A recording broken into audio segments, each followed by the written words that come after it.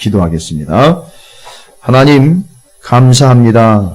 이 땅 가운데 그냥 무명의 그리스도인으로 살아간 줄 알았는데 하나님은 우리를 왕같은 제사장들로 불러주신 것을 말씀을 통하여 깨달아 알게 하심을 감사드립니다.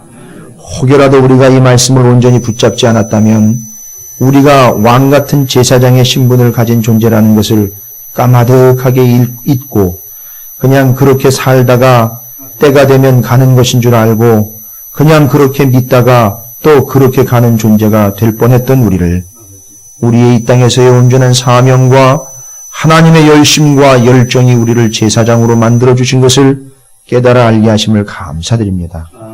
하나님은 제사장과 대면하시고 제사장은 하나님과 가장 가까운 곳에 있었던 존재인 것을 우리가 말씀을 통해 깨닫습니다. 오늘 이 예배의 자리가 하나님과 가장 가까운 자리가 되게 하여 주시옵시고 더럽혀진 우리의 온 마음과 영혼을 깨끗하게 하는 자리가 되게 하여 주시옵시며 우리의 구원의 확증이 넘치는 자리가 되게 하여 주시옵시고 하나님으로부터 나오는 하나님의 친음성을 듣는 자리가 되게 하시고 떠나가고 싶지 않고 벗어나고 싶지 않은 은혜와 사랑과 축복이 넘치는 자리가 되게 하여 주시옵소서. 저 세상에서는 감히 상상하지도 못했고 받지도 못했던 하나님의 큰 위로와 하나님의 부드러움과 하나님의 준엄함과 명확함을 듣고 보고 깨달을 수 있는 자리가 되게 해 주시옵소서. 혹시라도 우리 가운데 마음 가운데 어려움과 상처를 가지고 나온 이들이 있습니까? 걱정하지 않게 하여 주시옵소서. 우리의 상처와 우리의 마음, 고통, 죄악을 제물이신 예수 그리스도께서 대신 져 주셨기에 그 채로 그냥 나올 수 있었음을 감사드립니다.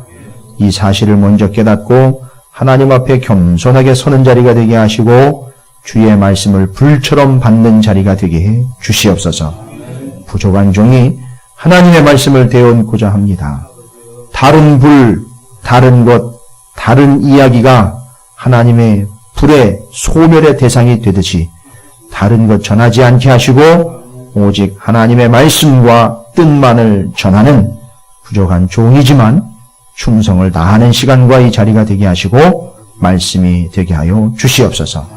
함께 은혜 받는 자리가 되게 하실 줄로 믿사옵고 오직 하나님만 바라보며 앙망하는 온전한 시간이 되게 해 주시옵소서. 감사드립니다. 예수님의 이름으로 간절히 기도 올리옵나이다. 아멘. 할렐루야. 우리 옆에 있는 분들 축복하도록 하겠습니다. 뭐라고 축복하시느냐 하면 오늘 가장 핵심적인 말씀이기도 하죠. 네, 이렇게 축복하겠습니다. 절대 꺼트리지 맙시다 라고 축복하시기 바라겠습니다. 네, 축복하시죠.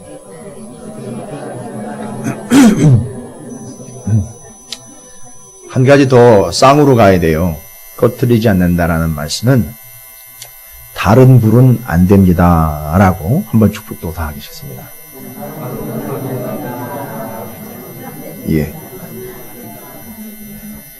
이게 뭔 소린가 싶을 거예요. 꺼트리면 안 됩니다. 다른 불 안 됩니다. 예, 오늘 말씀에 나와 있어서 제가 말씀을 이제 함께 축복으로 전해드립니다.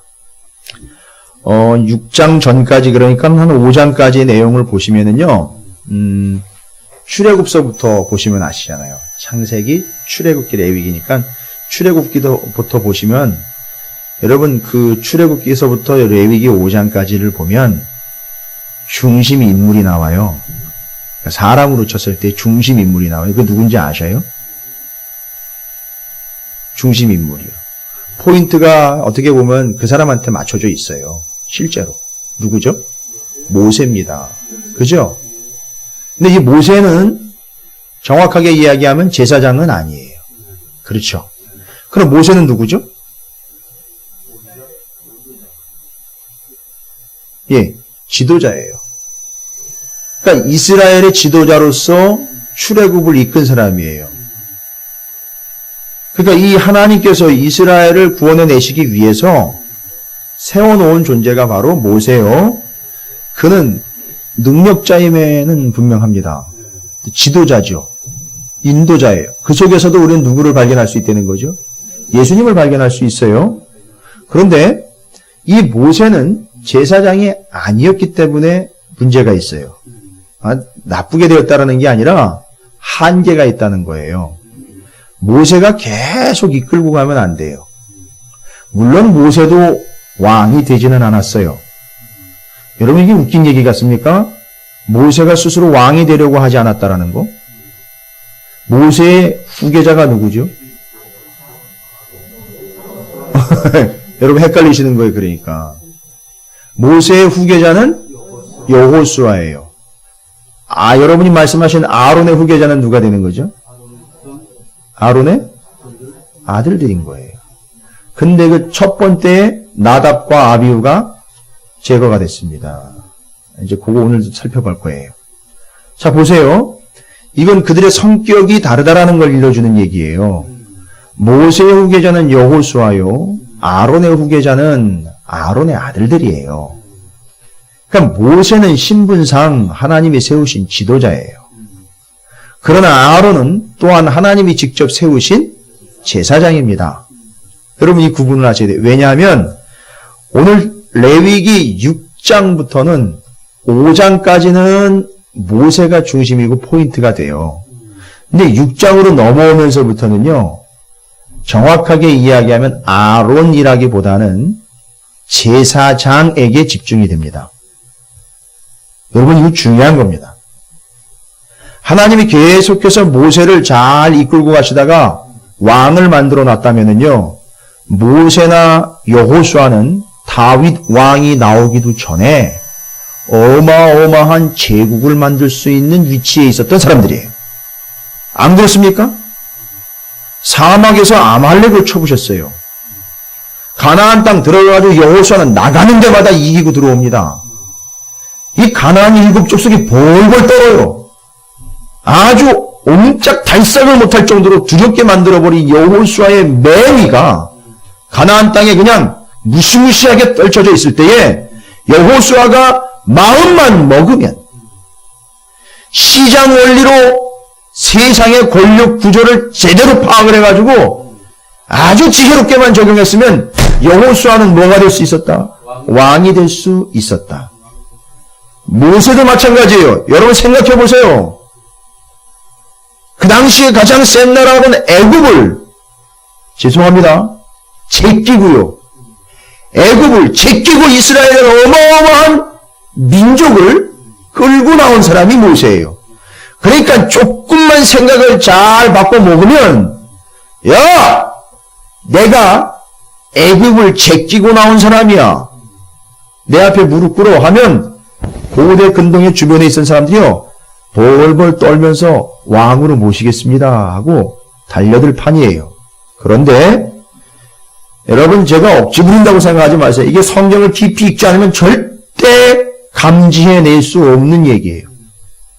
그러나 모세와 여호수아는 절대 왕이 되지 않으려고 무더기도 애를 아니 왕에게는 전혀 마음도 있지 않았다는 거예요.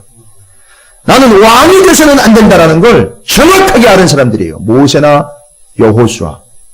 심지어 다윗이 왕이 됐음에도 불구하고 내가 왕이 아니라 진짜 왕은 하나님입니다 라고 고백했던 사람이 다윗이에요. 그래서 하나님이 다윗은 내 마음에 합당한 자라고 말씀을 하신 거예요.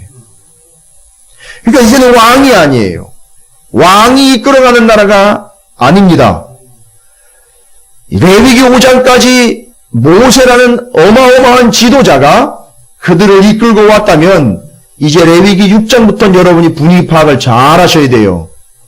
바로 제사장이 핵심이 되는 나라, 왕국이나 제국 아니라 제사장 나라가 하나님의 뜻이라는 걸 여러분이 감지를 하셔야 돼요. 왜 제사장이 필요하다 그랬습니까? 나라를 효과적으로 다스리려고요? 효율적으로 관리하려고요? 왜지요? 왜 필요하다 그랬습니까? 제사장을. 궁극적인 목적이에요. 언제까지 필요하다고 그러겠죠? 그렇죠. 그러니까 제사장이 필요한 이유는 누구를 위함입니까? 예수 그리스도를 위함이요 예수를 믿어 구원을 얻어야 될 우리의 죄인된 신분을 위함이라는 거예요. 오늘 말씀이 그걸 얘기를 해요. 그래서 모세와 여호수아는 죄송합니다. 제가 금요일에도 말씀드렸지만 갑질하지 않았어요. 요즘 한참 얘기 나오는 거 아니에요. 권력 가지고 힘 가지고 권리 가지고선 없는 사람들 내리누르고 자기 것 챙기려고 하는 자들. 요즘에 그런 걸 갑질한다고 그래요. 근데 그 갑질에 놀아나고 당하는 사람이 한둘이 아니에요. 고통당하고 있고 힘든 사람들. 교회 안에서 영적 갑질을 하는 이들이 수두룩하다는 거죠. 왕이 되려고 하는 거죠. 그건 성경을 진짜 모르는 무식한 짓이에요. 성경을 모르기 때문에 교회 안에서도 내가 갑이다라고 나서는 거예요. 정말 앞길 내다보지 못하고 천방지축인 거예요. 보세요. 이스라엘에게는 이제 5장까지는 잘 보시면 출애굽을 해서 여러 문제들을 겪어오지 않습니까? 여러분 기억나시죠? 무슨 문제들이 있었죠? 보면은 나오자마자 뭐가 가로막고 있었죠? 홍해바다. 그 다음에 사막으로 들어가니까 목이 말라 죽을 직전. 먹을 것이 없어요. 쓴 물이 나타나요. 아말렉이라는 어마어마한 군대들이 쳐들어와요. 자, 이럴 때에는 이게 삶에 닥치는 문제들이니까 이럴 때에는 누가 필요한 줄 아세요? 이럴 때에는 누가 필요해요? 지도자가 필요해요. 하나님의 뜻을 통해 해결해낼 수 있는 지도자들이 필요해요. 근데 잘 보세요. 당장 눈앞에 닥친 문제는 해결됐지만 여전히 잘 보세요. 여전히 이 백성들의 상태, 컨디션이 어떤 상태예요? 예? 당장 물이 없어 물은 먹을 수 있게 돼요. 문제 해결이 돼서. 배가 고파서 배가 고를 때 먹을 거리가 생겨서 먹을 거 해결돼요. 그리고 홍해가 바다가 앞에 가로막혔을 때 열려서 그걸 건너갈 수 있게 된다고요. 문제는 해결됩니다. 그런데 더 심각한 문제는 뭐냐 하면 계속해서 이스라엘이 어떻게 했는지 아시잖아요. 어떻게 했습니까? 원망하고 불평하고 심지어는 신의 산 밑에서 무슨 짓거리까지 했습니까? 송아지를 만들어 하나님 외에 다른 신인 우상을 섬기는 거예요. 여러분 이건 어떻게 해결할 거예요? 이 문제는요. 하나님 내가 돈이 없어요 지금. 내가 차가 없습니다. 내가 살 집이 없습니다. 당장 닥친 문제들은 어떻게든 해결할 수 있어요. 그런데 더 심각한 문제는 뭡니까? 이놈의 본성이 놓지 않는 죄의 문제를 그냥 그렇게 내버려두면 죄송합니다만 집 없어도 좀 살 수 있지만 불편해도 좀 살 수 있지만 죄를 지은 채로는 절대 살 수가 없다는 거예요.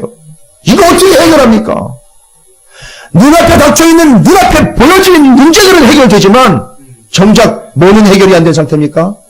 계속해서 원망하며 불평하며 하나님 외에 다른 걸 따라가려고 하는 이 인간의 본성이 죄의 문제를 이 본질적인 문제를 어떻게 해결하냔 말이에요.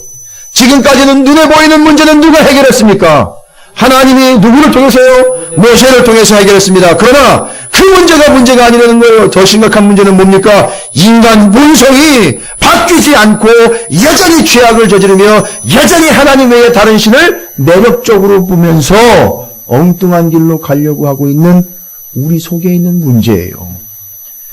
여러분 그걸 어떻게 해결할 거냔 말입니다. 여러분이 매일 교회에 와가지고 기도하는 건 도대체 어떤 문제입니까? 돈이 없어가지고 돈 달라고 그러는 거예요? 잠깐 건강이 약해졌으니 건강 빨리 채워달라고 하는 그런 기도입니까? 질이 문제가 생겨가지고 금전적인 문제가 생겨가지고 그거 빨리 해결해달라는 그런 식입니까? 그러면 여러분 아직 레위기 5장 전이에요. 여러분.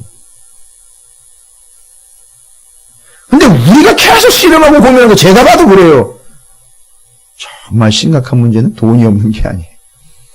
진짜 심각한 문제는요. 우리의 목숨이 달려있는 문제는요. 멸망이냐 구원이냐 달려있는 문제는 그게 문제가 아니더라는 거예요. 여전히 변화되지 않는 우리의 죄악된 속성들. 누가 가르쳐주지 않아도 죄로 치닫는 본성들. 여러분 이거 어떻게 해결하냔 말이에요. 이제 하나님이 본격적으로 본질을 찌르기 시작합니다. 그것을 위해서는 모세가 필요한 것이 아니라 누가 필요한 거예요? 제사장이 필요한 거예요. 그 인간 본성이 저지른 그 죄악들 여전히 그거 가지고 가다가 어떻게 됩니까? 멸망이에요. 죽는단 말이에요. 지옥 간단 말입니다. 그걸 해결해 줘야 될 거 아닙니까? 그래서 필요한 게 눈앞에 닥친 문제를 해결한 영적 지도자요. 인도자인 모세가 아니라 모세를 무시하는 게 아닙니다. 포인트를 잘 맞추셔야 돼요. 이제는 누가 필요한 겁니까? 우리의 본질적인 죄악의 문제를 해결해야 되니까 그걸 해결하려면 누가 있어야 되는 거예요? 제사장이 있어야 되는 거예요. 그래서 제사장 아론을 세우는 겁니다. 오늘 레위기 6장 1절 여러분께서 확인하시다시피 여호와께서 모세에게 말씀하여 이르시되 6장 7절을 보십시오. 뭐라고 얘기합니까? 아예 하나님이 노골적으로 표현을 하십니다. 제사장이 왜 필요한지 말씀드렸어요. 그걸 이해하셔야 6장 7절이 아마 와 닿으실 거예요. 함께 읽어보겠습니다. 6장 7절입니다. 시작. 제사장은 여호와 앞에서 그를 위하여 속죄한즉 그는 무슨 허물이든지 사함을 받으리라. 할렐루야. 여러분 이건 아주 적극적인 표현이에요. 어마어마한 표현이에요. 그는 누구입니까? 제사장은 여호와 앞에서 그를 위하여. 그가 누구예요? 그렇죠. 이름이 기록되어 있지 않은 수많은 죄인들이에요. 그들을 위하여 뭐 하는 거예요? 속죄한즉 그는 무슨 허물이든지 사함을 받으리라. 만약에 혼자였다면요, 만약 죄인이 그 혼자였다면요, 이 수많은 죄는 어떻게 되는 겁니까? 떠안고 지옥 가는 겁니다. 그러나 이 제사장 하나가 있었기에 여러분 이 표현에 제가 엄청 놀랐어요. 뭐라고 말씀하시느냐 하면 제사장은 여호와 앞에서 자기를 위해서가 아니에요. 하나님을 위해서도 아닙니다. 바로 죄인인 그 사람을 위해서 제사장이요. 속죄한즉 자기가 무슨 자격이라고 속죄를 해요? 아니요. 사람이 속죄하는 게 아니라 하나님이 그에게 권한을 주신 거란 말이에요. 그리고 그를 위하여 속죄하면 그는 무슨 허물이든지 죄인이요. 어떤 죄가 있든지 간에 어떤 무슨 죄가 있든지 어떤 종류의 죄든지 간에 얼마나 많은 죄이든지 간에 상관하지 않고 제사장으로 인하여 그 죄인이 어떻게 된다는 거예요? 사함을 받으리라. 할렐루야. 와, 이게 제사장이에요. 그럼 여러분 부질없는 생각이지만 만일 제사장이 없었더라면 어떻게 될까요? 상상을 초월합니다. 그래서 이 구절이 정확히 이해되면 여기서 누구를 발견할 수 있어요? 예수 그리스도를 발견할 수 있는 거예요. 할렐루야. 그래서 레위기는 레위 복음이라고 이야기를 하고 이 제사와 제사장을 통해서 누구를 발견해냅니까? 예수님을 발견하는 거예요. 히브리서에 가보면 따라서 그 제사장을 보고 누구를 알아먹으라는 거죠? 예수를 알아먹으라고 했는데 유대인들은 여전히 예수가 와가지고 제사장의 완성인 예수가 왔는데도 불구하고 여전히 모세에게 집중하고 있고 여전히 구약의 제사장들에게 형식적으로 얽혀매여 있기 때문에 히브리서에서 돌아와라. 옛날로 돌아가지 말고 예수님께로 돌아와 예수를 믿어라. 구원을 받아라라고 히브리서가 계속 얘기하는 거예요. 그러니까 이게 이해가 안 되면 히브리서는요. 여한 딴 나라 얘기가 돼버리는 거예요. 여러분 레위기를 제대로 이해하시면요. 히브리서 다시 한번 읽어보세요. 확 뚫립니다. 정확하게 이해되실 거예요. 여러분 이 한 구절이요. 저 뒤에까지 하나님의 영원한 구원의 계획을 완전히 섭렵을 하고 있다는 거예요. 제사장이 필요한 거예요. 예수가 필요한 거예요. 그의 피가 필요한 거예요. 그의 속죄가 필요한 겁니다. 이렇게 시작이 됩니다. 그래서 이제는 지도자가 필요한 세상 아니고요. 누가 필요한 세상이요? 제사장이 반드시 필요한 세상, 제사장 나라. 할렐루야. 그런데 하나님은요. 베드로전서 2장 9절에 바로 여러분을 그 제사장인 예수 그리스도를 통해 구원을 받은 여러분을 뭐로 부르셨다는 거예요? 왕같은 제사장들로 불렀다는 거예요. 이건 또 우리에게 있어 어마어마한 책임감이에요. 야, 이 무지막지한 책임감을 어떻게 감당을 하시겠습니까, 여러분? 말하자면 여러분 때문에 누군가 구원을 받을 수도 있고 멸망의 길로 갈 수도 있다는 거예요. 여러분이 똑바로 여기서처럼 제사를 드리고 뭐 행위를 통해서 구원을 이뤄내는 존재가 아니라 제사장의 의무를 말씀을 드렸으니 제사장은 누가 오실 때까지요? 예수가 오실 때까지. 그럼 우리에게 적용하면요. 우리를 제사장으로 부르신 현재의 상황은요. 이미 예수님 한 번 오셨어요. 그럼 언제까지요? 주님 다시 오실 때까지 우리는 무슨 역할을 해야 된다고요? 제사장 역할을 하는 거죠. 그럼 제사장은 누구를 예표를 해야 돼요? 예수를 예표한단 말이에요. 여러분의 삶에서 예수가 드러나야 되는 거예요. 여러분을 보면 안 믿는 사람들이 예수 믿는 사람은 저러는 건가 봐. 예수 믿는 것들은 저 따위야. 이게 아니라 예수 믿는다는 건 저런 걸 이야기하는가 봐. 아마 예수님이 저렇게 생각했나 봐. 예수님이 저렇게 말했나 봐. 예수님은 저걸 원하는 건가 봐. 라고 드러낼 수 있는 게 진짜 제사장의 역할이란 말이죠. 그러니까 내가 아니에요. 그러니까 제사장은 예수인 거예요. 예수를 위한 거고요. 결국 죽어가는 이들을 위한 거였었어요. 그러니까 여러분의 자리는 그 자리가 돼야 된다는 거죠. 근데 오늘도 여전히 포인트는 이제 모세로부터 아론인 제사장에게로 넘어가서 하나님이 이제 제사장 나라를 만들려고 하는 큰 계획을 펼쳐주시는 게 6장의 내용이에요. 근데 계속되지요. 번제, 소제, 속죄제. 전에는요. 앞서서 번제, 속죄제, 속건제 이야기할 때는요. 누구에게 했는지 아세요? 예물 가지고 온 예물 드리는 사람들에게 얘기를 했어요. 비교해 보시면 알아요. 근데 6장에서부터 보면은요. 제사를 어떻게 드릴지 제사장들에게 집중을 해요. 그게 바뀐 거예요, 여러분. 이해가 되십니까? 제사는 똑같은데 한쪽에서는 제물을 가지고 온 사람, 한쪽에서는 그 제물을 통해 예배를 드리고 제사를 드려야 될 제사장에 대한 이야기를 하고 있다는 거예요, 지금. 분명히 차이가 있어요. 그냥 중복이 아니에요. 여러분이 그걸 맥락을 파악을 하셔야 돼요. 그래서 이제부터는 제사를 드리고 똑바로 드려야 할 위치에 있는 제사장들에게 초점이 맞춰졌다는 걸 말씀드린 거예요. 앞에서는요. 예물을 드리러 온 사람들. 자, 그러면 가지고 온 사람은 뭘 가져왔다 그랬죠? 예물을 가져왔다 그랬죠. 예물을 드림이라는 건 본질적인 의미 여러분 기억하십니까?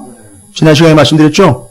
예물 드리다 똑같은 말로부터 왔어요. 어떻게 해요? 가까이.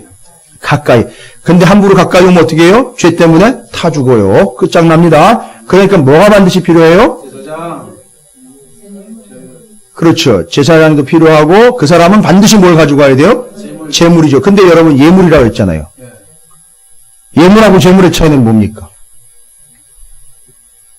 예물을 가져오면 목적은 뭐예요? 예물의 목적은? 드리는 것 자체 목적이 아니에요. 여러분 오해하시면 안 돼요. 틀렸다는 게 아니라 본질을 자꾸 호도하지 마세요. 예물을 자꾸 드린다니까 하나님 뭐 받는 거 좋아하는 분 양 착각을 해요. 그래서 담임 목사들이 뭐 바라는 양 착각을 해요. 그게 아니고요. 하나님께 예물 드리라는 건 본질이 뭐라 그랬어요? 가까이 오는 거란 말이에요. 그래서 저도 가까이 오는 분들 좋아해요. 죄송합니다만 친한 척 하는 분들 좋아해요. 어쨌든. 왜냐면 그러다 보면 계속 말씀 얘기도 안 하고 신앙적인 얘기도 나누게 되고 이러면서 가까이 되기 때문에 그래요. 그러니까 그 예물의 본질은 가까이 옴이에요. 그렇죠? 근데 어쨌든 예물을 가지고 옵니다. 그런데 이걸 또 제물이라고도 얘기를 해요. 이게 예물을 가져오게 되면 예물을 잡습니다. 제사장이 함께 잡죠? 제사장이 그걸 어떻게 해요? 갖다가 번제 위에 버려놓고 피를 또 뿌려요. 그러니까 이게 제사장의 손에 온전히 들어오는 순간 이게 뭐가 돼버리는지 아세요? 제물이 돼버리는 거예요. 예물을 가져오고 그걸 제사장이 온전히 이제 정리가 돼서 제물이 제사장의 손에 탁 들어오는 순간 이건 더 이상 예물의 개념이기 본질은 가지고 있지만 명칭이 제물이 돼버리는 거예요. 왜 제가 예물, 제물을 구분을 하느냐면 제물이라고 하는 히브리서 민하라는 단어가 있어요. 이제 소제물도 동물 드리는 제물도 다 똑같이 민하라는 단어를 써요. 제물이라고 해서요. 그러니까 소재도 동물도 다 제물인 거예요. 그래서 그걸 히브리어는 민하라고 합니다. 그런데요, 여러분 오해하지 마세요. 이 민하라는 단어의 원래 뜻이 뭔지 아세요? 제물이라고만 이야기하고 넘어가 보니까 이게 의미가 완전히 상쇄가 돼버렸어요. 민하라는 말은 뜻이 수여하다, 분배해주다라는 뜻을 가지고 있어요. 제물인데요. 이제 좀 잘 연결이 안 되시죠? 그죠? 원래 뜻이요. 민하라는 히브리어 원래 뜻이 수여하다, 분배하다예요. 여러분 이제 어마어마한 사실이 폭로가 됩니다. 이 건방진 제사장이 제사장 손에 들어오면 뭐가 돼버려요? 제물이 되는데요. 근데 이 민하라는 단어는요, 잘 쓰지 않는 단어예요. 일상에서는요. 당연히 못 쓰죠. 쓸 수가 없어요. 분배하다, 나눠주다, 수여하다. 이 건방진 제사장이, 죄송합니다. 야, 이 싸가지 없는 제사장이 재물을 갖다가 분배를 해요. 수여를 합니다. 수혈이 아니라 수여. 준 거예요. 누구한테요? 아니, 받았잖아요. 죄진 사람한테는. 그리고 이걸 분배를 하고 수여를 해준다고요. 누구한테요? 여러분이 감히 지금 그 표현을 못하고 있는데 누구한테요? 하나님에게 수여해주고 하나님에게 분배해주는 거예요. 이게 제사장이 하는 일이에요. 민하가 그 뜻을 가지고 있어요. 이거 제사장 이거 안 되겠네. 그냥 쳐죽여도 그냥 뭐 할 말 없겠네요. 그런데 하나님이 그걸 받으신다 그랬어요. 이게 제사장이에요. 그래서 이 단어는 일상에서 쓰지 않아요. 사람들에겐 이 단어를 쓰지 않습니다. 당연하죠. 이건 누구한테만요? 하나님한테만 드리고 수여할 때 하나님이 그걸 받으신다 그랬어요. 보세요. 왜 이게 이해가 안 되느냐 하면 그냥 동물로 생각하니까 이해가 안 돼요. 제물이 누구라 그랬어요? 예수라 그랬기 때문에 하나님이 그걸 예수를 어떻게 한다 그랬어요? 받으신다 그랬단 말이에요. 제물로. 그래서 하나님은 제사장이 아무리 건방진 듯 수여하고 나눠서 하나님께 분배를 해주는 것처럼 준다 할지라도 하나님은 그걸 받으시는 거예요. 받고 예물 드리는 사람은 어떻게 되는 거죠? 용서하고 제물을 드리는 제사장은 더 가까이 와서 하나님과의 온전한 관계로 인하여 건방진 것 같지만 감히 어떻게 그럴 수 있느냐라고 얘기하는데 하나님이 수여해주면 하나님이 오 고마워 하면서 받겠다는 거예요. 이게 제사장이에요. 그러니까 하나님하고 얼마나 가까운 존재인지 여러분 이해를 하셔야 돼요. 이걸 통해서 야 뭐 그랬어? 이상한데? 이게 아니라 하나님이 제사장과 얼마나 가까운 위치에 있는지 제사장이 하나님과 얼마나 가까운 존재인지를 여러분이 이해하시라고 말씀을 드리는 거예요. 그래 네가 나한테 수여해주면 내가 받을게. 누구를 위해서요? 그 죄진 사람을 위해서예요. 네가 주면 내가 받을게. 그러니까 이 제사장은 곧 예수요. 제물도 곧 예수요. 다 연결이 되는 거예요. 그래서 하나님이 받으시는 거예요. 그래서 예수님을 받고 예수님이 제사장처럼 우리에게 오셨. 바로 그 의미를 여기서 우리는 확인할 수 있는 거예요. 여러분. 이게 제사장입니다. 그러니까 하나님과 이 제사장과의 관계는요. 1번. 아니 특번. 기억하세요. 제일 가깝다는 거예요. 너무너무 가까운 거예요. 그러니까 여러분이 왕이 되면 안 돼요. 왕이 되면 하나님과는 멀어지는 것이요. 제사장이 되면 하나님과는 가까워지는 거예요. 할렐루야. 여러분이 오늘 이 시간을 통해서 완벽한 제사장 되어 저 문을 나가셔도 하나님과는 가까워지는 존재가 되시기를 주님의 이름으로 축원을 드립니다. 옆에 있는 분 축복합니다. 뭐라고 축복하냐? 당신은 하나님과의 온전한 제사장입니다. 라고 축복하시기 바라겠습니다.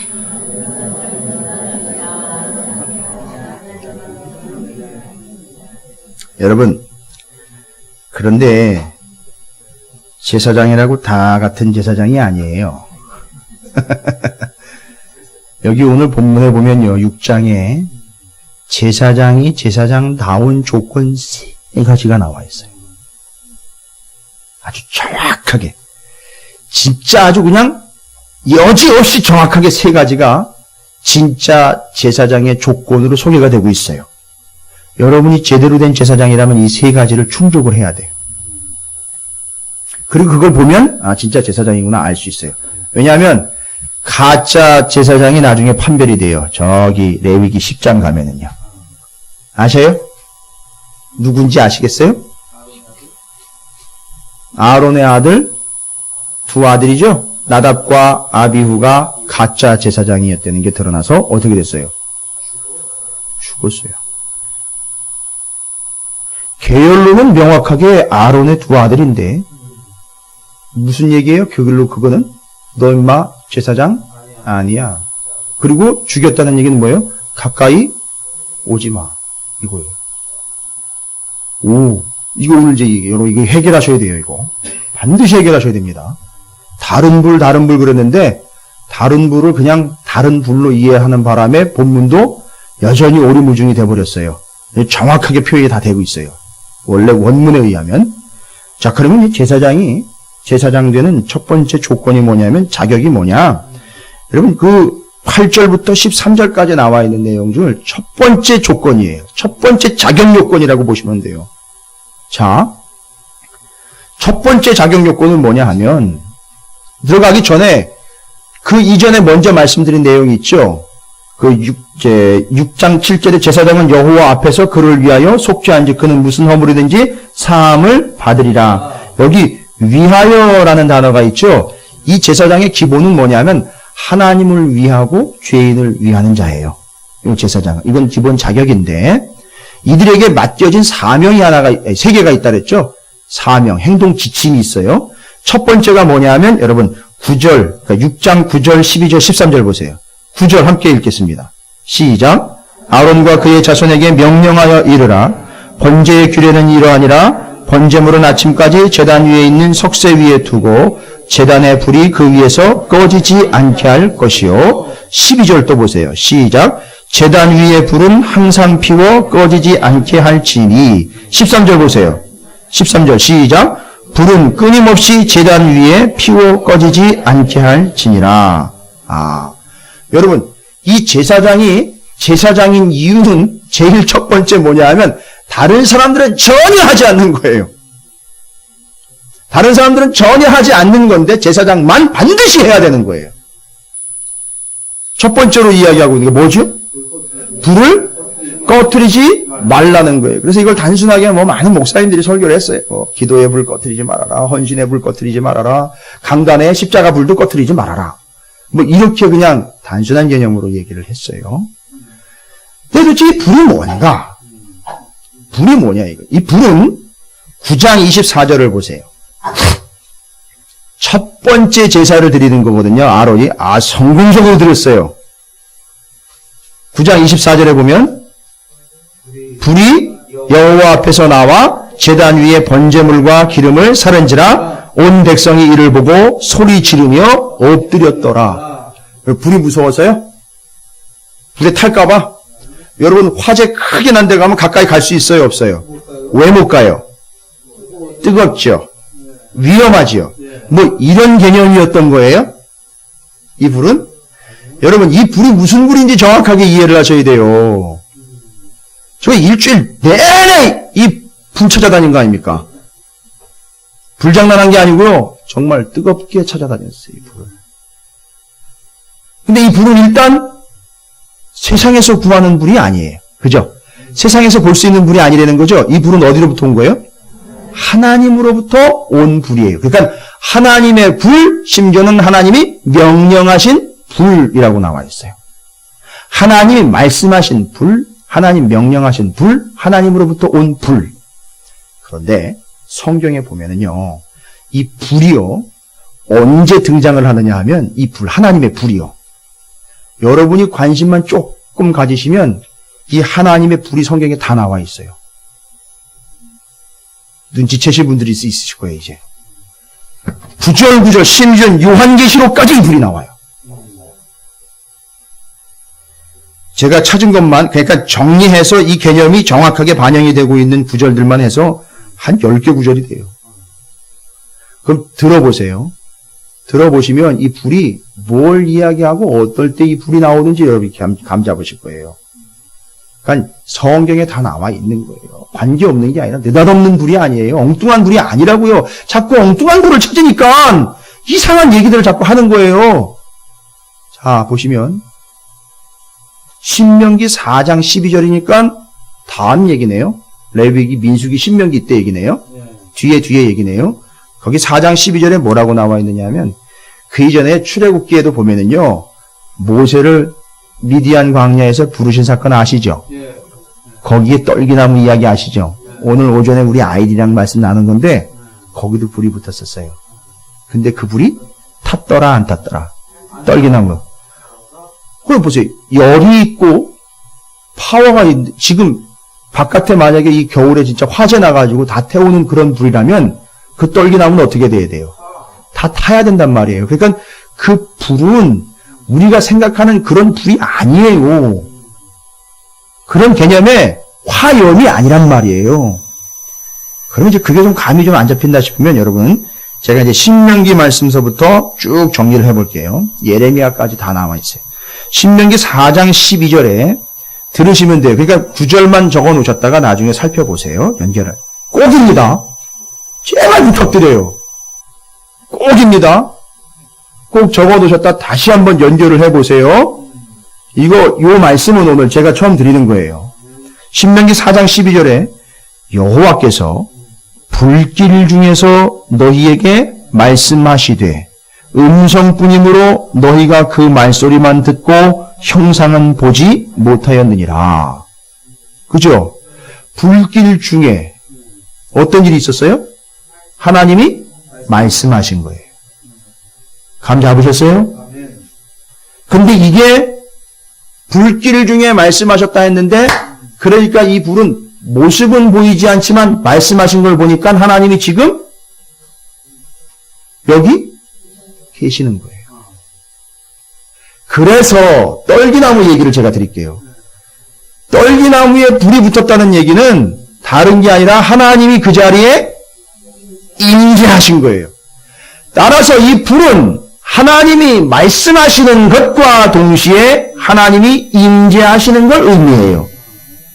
그러면 연결해 볼까요? 하나님이 임재하셔서 말씀하시는 중이면 어떻게 되는 거예요? 계속 불이 타는 거예요. 이해가 되십니까? 여기뿐만이 아니에요. 신명기 4장 15절에 여호와께서 호렙산 불길 중에서 너희에게 말씀하시던 날에 너희가 어떤 형상도 보지 못하였은즉 너희는 깊이 삼가라. 신명기 4장 33절 어떤 국민이 불 가운데에서 말씀하시는 하나님의 음성을 너처럼 듣고 생존하였느냐. 그러니까 불 가운데서 뭐 했다는 거예요. 하나님이 말씀하신 거예요. 그냥 말씀으로만 찍 던져놓으신 게 아니라 그 속에서 하나님이 말씀하셨다는 거. 그러니까 임재요 말씀을 이야기해요. 그러니까 이 불이 의미하는 거는 하나님의 임재와 하나님의 말씀을 이야기해요. 신명기 4장 36절 여호와께서 너를 교훈하시려고 하늘에서부터 그의 음성을 내게 듣게 하시며 땅에서는 그의 큰 불을 내게 보이시고 내가 불 가운데에서 나오는 그의 말씀을 듣게 하셨느니라. 불 가운데서 뭐가 나와요? 하나님의 말씀이 나온단 말이에요. 신명기 5장 4절 여호와께서 산 위 불 가운데에서 너희와 대면하여 말씀하시매. 여러분 감 잡으셨어요? 이쯤 되면 교회 학교 애들도 눈치를 채요. 불 가운데에서 뭐예요? 말씀하시는 거예요. 불이라는 건 그러니까 곧 결국 하나님의 임재를 상징하는 거예요.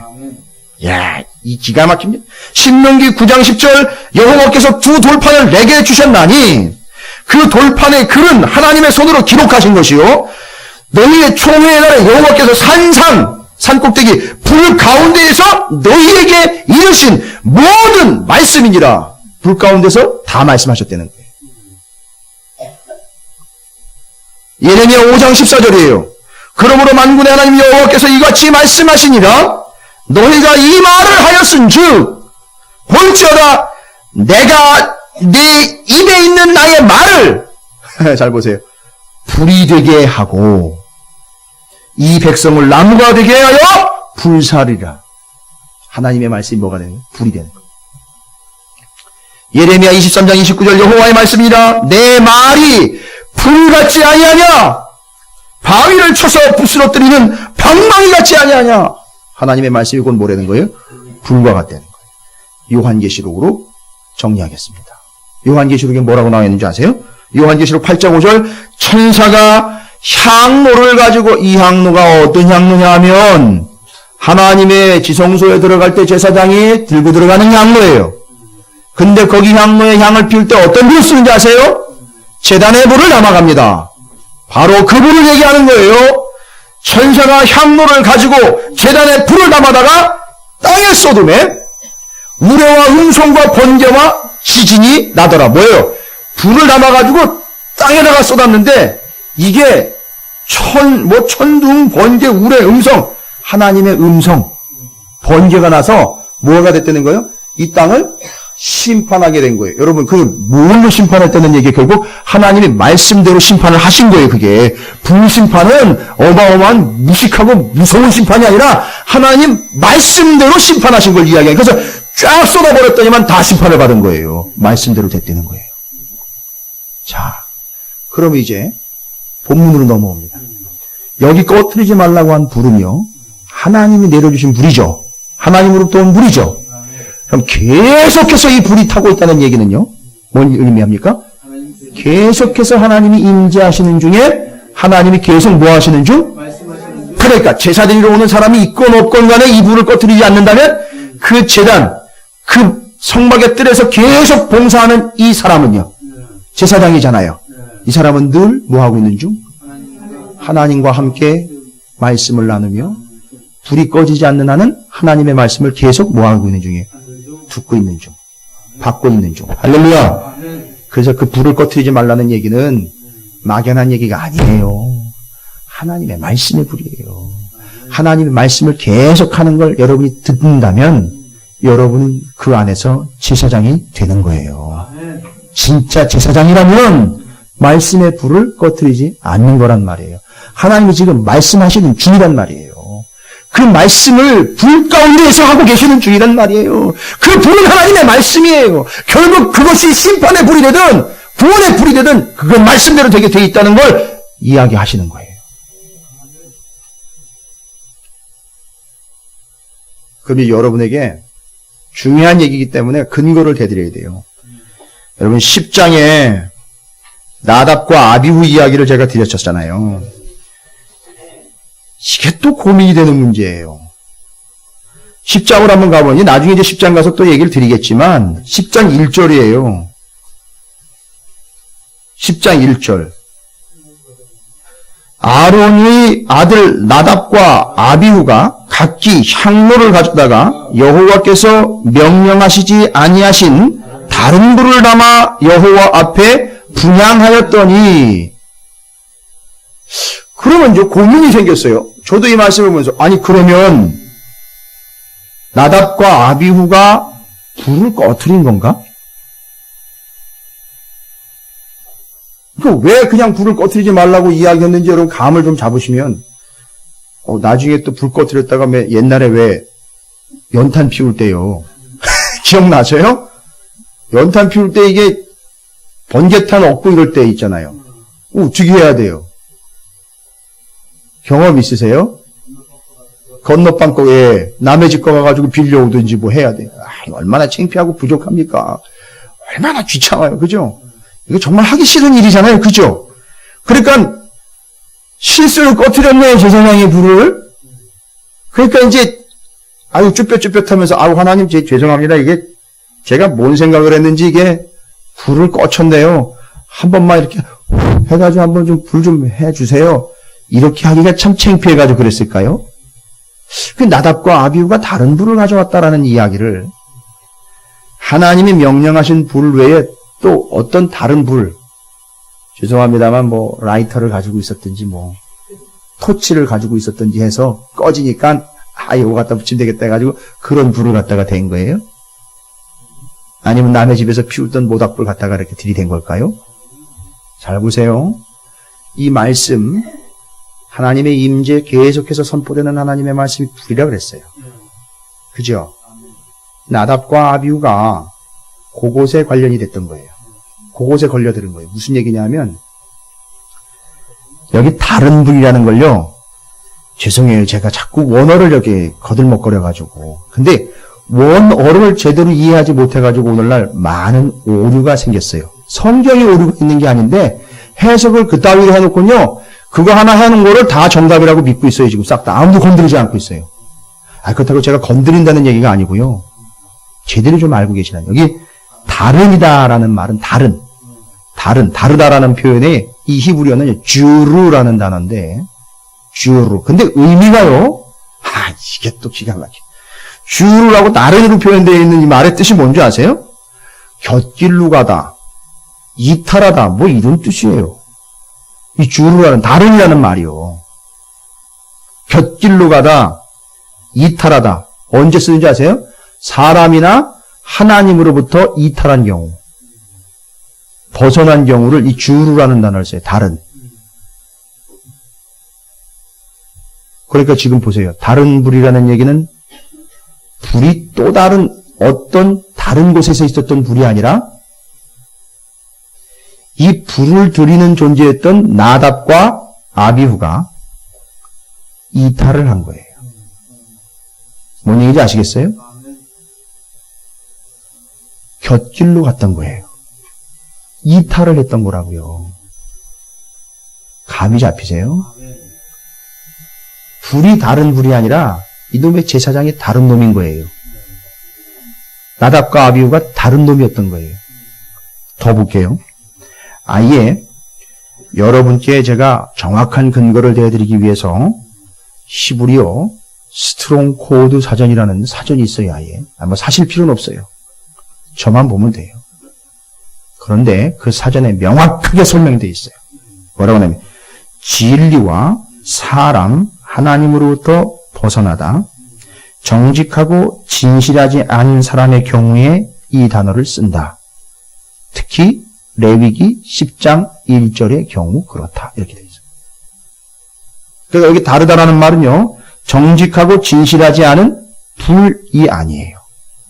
그 불을 다루는 자가 하나님은 계속 임재해 계시고 불은 계속 피워 있죠. 말씀하시죠. 그런데 그 말씀, 하나님의 임재, 명확하고 틀리지 않은 하나님의 정확한 말씀으로부터 나답과 아비후는 어떤 존재가 된 거예요? 이탈된 존재, 벗어난 존재, 하나님의 말씀을 우습게 여긴 존재, 정직하고 신실하게 하나님의 말씀을 행하지 않은 존재가 된 거예요. 그러니까 여기 다른 불이 다르다는 게 아니라 이놈의 제사장인 나답과 아비후가 다른 놈이 된 거예요. 그래서 죽은 거예요. 그래도 의심이 되시면 10장 8절부터 11절을 보세요. 왜 하필 거기서 제사장이 회막에 들어갈 때 규례를 얘기하는 거예요? 그 전에 얘기했어야 되잖아요. 그 전에 제사장은 어떻게 하고 들어가야 된다고 얘기를 해야 되잖아요. 원칙상. 근데 이미 죽고 난 다음에 제사장의 규례를 얘기를 해요. 뭘 얘기를 합니까? 왜 얘기를 할까요? 이놈들이 그래서 죽은 거라는 걸 얘기하는 거예요. 10장 8절부터 11절까지예요. 뭐라고 말씀해요? 여호와께서 아론에게 말씀하여 이르시되 너와 내 자손이 회막에 들어갈 때에는 포도주나 독주를 마시지 말라. 그리하여 너희 죽음을 면하라. 이는 너희 대대로 지킬 영영한 규례라. 아니 뭐 이거밖에 없어요. 규례가. 다른 것도 없어요? 자 보세요. 10절 그리하여 너희가 거룩하고 속된 것을 분별하며 부정하고 정한 것을 분별하고 또 나 여호와가 모세를 통하여 모든 규례를 이스라엘 자손에게 가르치리라. 이걸 안 한 거예요. 이게 다 나답과 아비후가 벗어나 있는 이야기들을 여기다 다 적어놓으신 거예요. 하나님이. 나답과 아비후가 뭐 했다는 거예요? 포도주 독주 마셨다는 얘기예요. 결론은. 아니 그거 안 마셨다라도 다른 짓 한 거예요. 엉뚱한 짓 한 거예요. 제사장으로 합당하지 않은 짓을 한 거예요. 말씀은 계속 들려오는데 그 말씀 앞에 온전하게 서지 않았다는 거예요. 말씀하시는 뒤에 듣고 있는 거예요. 그래 딴 데 가서 다른 짓거리 하다가 들어온 거예요. 떠나지 말라 그러는데 또 떠난 거예요. 엉뚱한 거 먹지 말라 그러는데 먹은 거란 말이에요. 불평하지 말라고 했는데 불평한 거예요.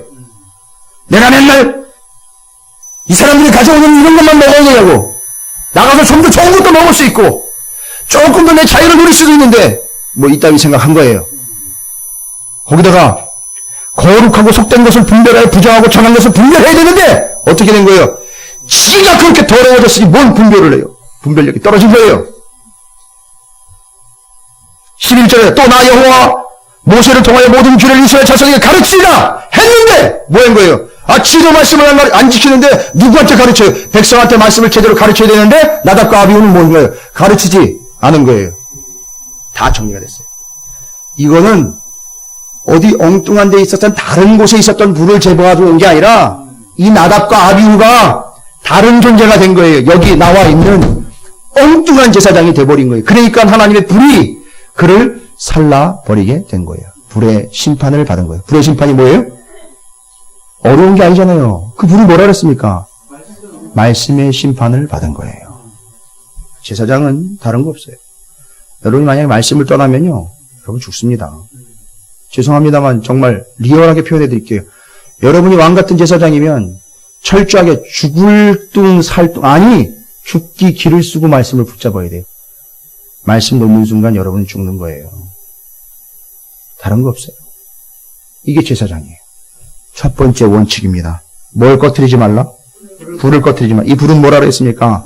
하나님의 말씀이에요. 하나님의 임재입니다. 제사장은 다른 거 없어요. 이 말씀에 불을 꺼트리면 안 돼요. 말씀을 꽉 붙잡으라는 얘기예요. 그런데 그 말씀이 들려지고 불이 펴져 있는 그 제단은 가장 가까운 하나님의 임재의 면전이에요. 그러니까 거기서 늘 제사장은 부족하지만 그 소제물을 먹으면서 제물로 가져온 걸 빈약하지만 먹으면서도 그 부족한 상황에서도 뭐 하고 있는 거예요? 늘 하나님의 임재 안에서 하나님의 말씀을 듣고 받고 나누고 있는 거예요. 할렐루야! 아멘. 너무너무 행복한 거예요. 그래서 제가 응답을 받았어요. 하나님 떠나지 말라고 그랬잖아요. 그래서 부족하지만, 그래서 아쉽지만 그냥 갖다 주는 거 먹고 빈곤을 살리지만 그렇게 때를 떠나지 않냐고 그렇게 살고 있는데 왜 차를 걸어가시는 거예요? 왜? 그랬었거든요. 제 시골 교회 교인들이 오해할 수도 있어요. 그러나 그건 잘못된 거예요. 명확하게. 목회할 때 창피한 얘기죠. 유통기한 지난 음식, 과자, 쌀, 젓갈 제가 수도 없이 먹었습니다.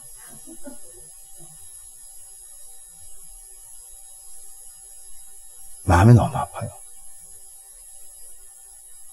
그때 그건 아니라고 제가 얘기했어야 되는데 나를 무시하는 거냐 이게 아니라 그건 당신이 죽는 일입니다.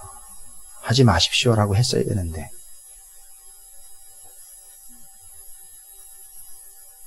여러분 그런 거 먹으면서도 내가 왜 이런 거 감당해야 되냐고 정말 눈물 많이 흘렸어요.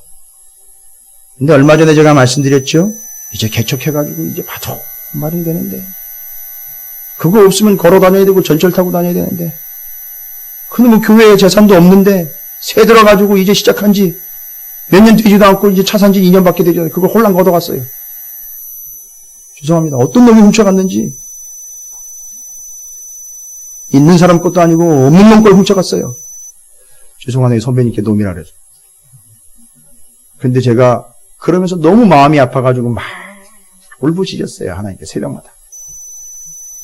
근데 하나님 뭘 어떻게 하라는 겁니까? 다 걷어가고 다 박살내고 다 작살내고 다 걷어가시고 다 없는데 그냥 주는 거나 받아먹고 조용히 나와 함께 하자고 그렇게 얘기해서 나는 믿고 왔는데 그걸 걷어가시면 어떻게 살라고요? 예, 저 옆에 있는 개척교회가 얼마 전에 차를 잃어버렸어요. 누가 훔쳐갔다고요. 근데 제 선배님이 너무 마음이 아파가지고 일주일 내내 그것 때문에 울면서 기도했어요. 그런데 하나님이 정답을 주셨어요. 답을 주셨어요. 먹는 거 보시라고. 비록 걸어 다녀야 되고 아프고 때로는 힘들어도 내가 너하고 계속 함께 하지 않냐? 내가 너에게 계속 말씀하지 않냐? 그거면 안 되겠어? 죄송합니다. 죄송합니다. 그냥 죽을똥살똥하며 하나님 말씀만 붙잡겠습니다. 그러면 저도 차 한 대 끌고 다니고 있어요. 그거 걷어가셔도 그냥 말씀 붙잡고 다니겠습니다. 그냥 여기 처박혀서 날마다 떨어지는 하나님의 말씀의 불을 받으면서 하나님과 함께 동행하면서 하나님을 늘 만나는 그런 삶이 되겠습니다. 그걸로 만족하겠습니다. 그리고 우리 사랑하는 성도들 절대 제사장들로 그걸 떠나지 않고 곁길로 가며 엉뚱한 길에서 하나님이 아닌 다른 것, 하나님의 기준에 벗어난 것, 그래서 하나님의 심판의 말씀에 불이 떨어지지 않는 존재 되도록 늘 말씀 제대로 준비해 전하겠습니다.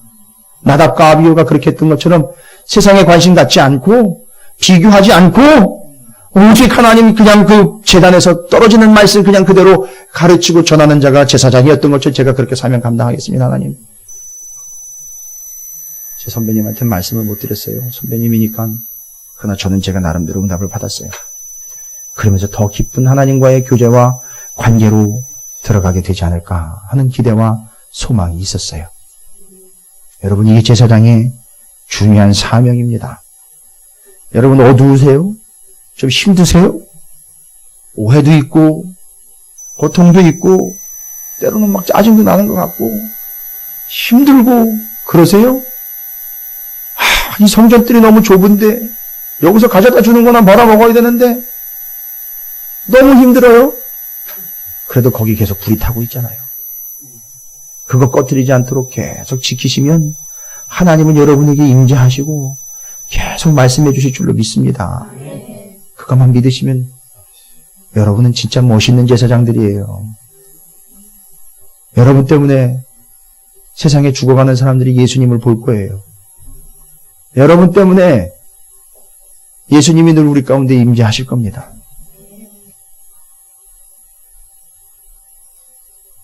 저 혼자 잘났다고 가는 거 아니고 여러분이 같이 가셔야 되는 그 길, 주님 다시 오실 때까지 우린 다 왕같은 제사장들로 그냥 그렇게 가자고요. 먹을 거 없어도 재산 좀 없어도 그냥 그 물은 타고 있잖아요. 그것만 지키면 되죠. 꺼지지 않게 하면 되죠. 그 말씀 가지고 가자고요.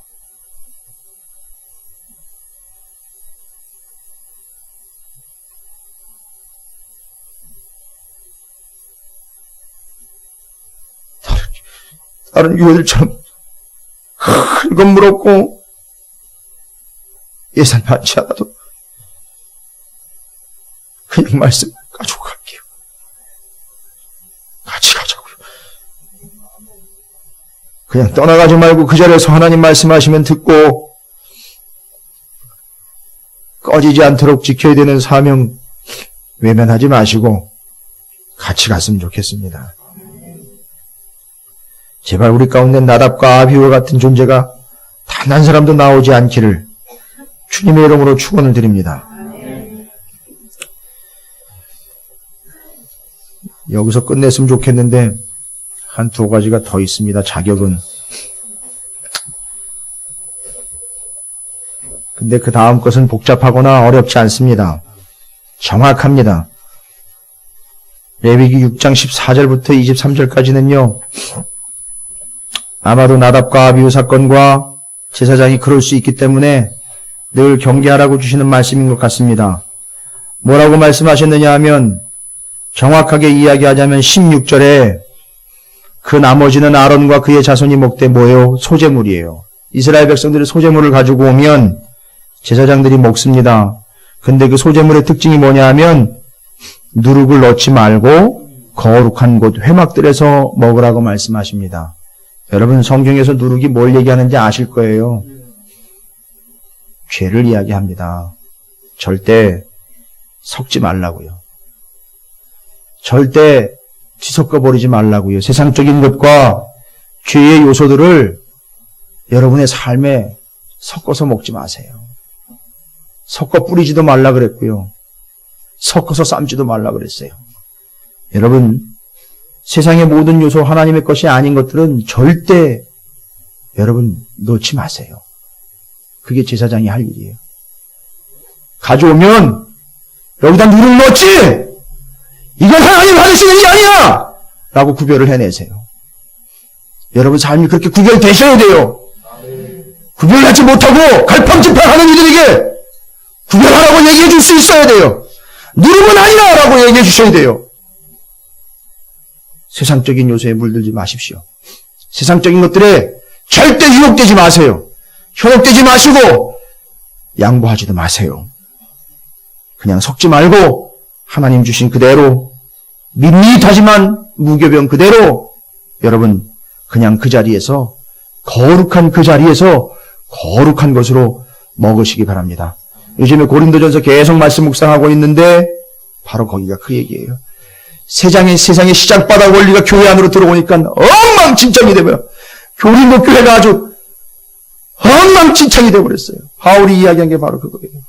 세상께 들어왔다고 누룩을 넣었다는 거예요. 썩어버렸다는 거예요. 넣지 말라는 거예요. 여러분 어렵지 않죠? 개념 확 잡으셨죠? 절대 복음 아닌 것, 진리 아닌 것, 세상적인 것 절대 섞지 마세요. 그게 제사장이 하는 일이에요. 끝으로 한 가지 더 말씀드립니다. 6장 24절부터 30절이에요. 정말 여러분 이건 위험한 겁니다. 정확하게 정리하십시오. 무슨 얘기를 합니까? 30절인데요. 30절에 뭐라고 나와 있습니까? 그러나 피를 가지고 회막에 들어가 성소에서 속죄하게 한 속죄제 제물의 고기는 먹지 못할지니 불사를지니라. 고기를 잡았는데요. 제물을 드리고 피를 지성소 안에 들어가 뿌렸어요.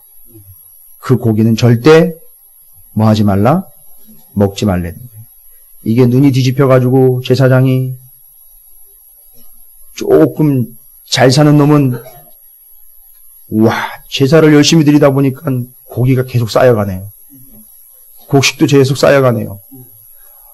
어떤 제사장은 쫄쫄 굶고 있는데 죄송합니다.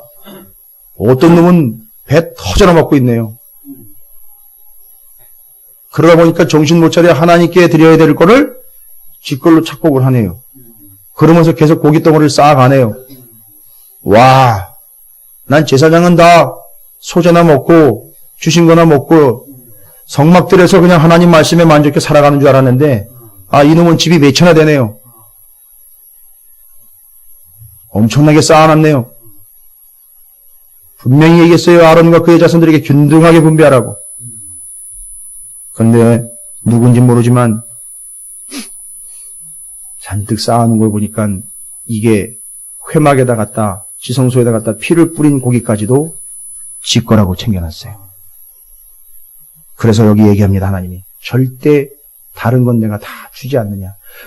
거의 다 나눠 먹고 너도 가지고 가지 않느냐. 그건 손대지 말아라. 뭔 얘기하는 거예요? 착각하지 마. 네가 하나님 아니야. 오해하지 마. 네가 아무리 신앙이 좋고 믿음이 좋아도 네가 하나님 아니야. 웃기지 마. 너 하나님 아니야. 그건 내 거야. 내 영역이야. 네가 함부로 나대지 마. 그건 절대 건드리지 마. 네가 하나님 아니야. 너는 하나님을 섬기는 자일 뿐이지 네가 하나님의 위치에서 휘두르거나 네가 하나님의 자리를 탐내는 자가 되어서는 안 된다라는 걸 이야기하시는 거예요. 이게 끝으로 30절에서 정확하게 지적하는 거예요.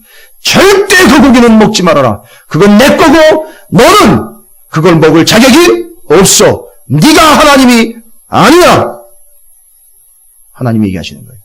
이건 다른 얘기 아니에요. 갑질하지 말라는 거예요. 영원한 답은 하나님이시지. 네가 나댄다고 네 위치가 하나님 위치처럼 돼가는 게 아니야. 이건 오늘날 목사인 저에게 제일 먼저 적용돼야 될 말씀이에요.